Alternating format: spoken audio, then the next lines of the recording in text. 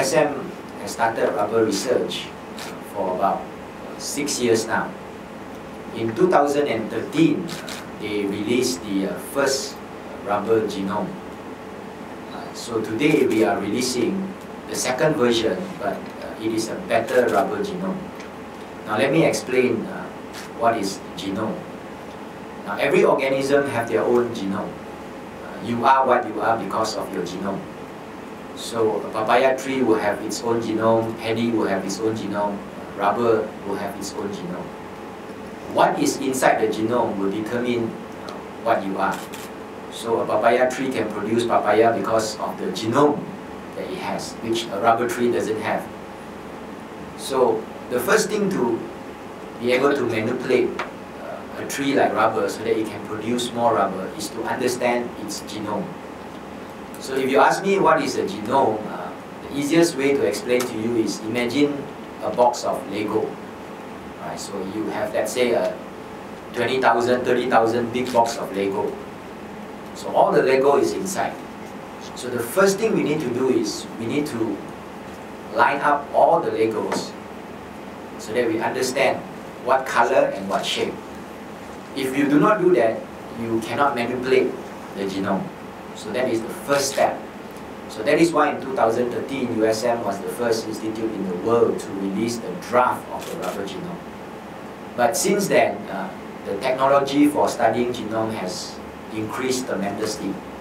So that is why immediately when the first draft was released, we decided to work on a second version. So the second version, which we are announcing today, is a much better genome because we use a better technology and we have a better software to analyze. So it is an improvement of the previous draft of the genome. So the outcome of this research is that we were able to discover more number of genes than the first genome. So more number of genes means more things for you to play with.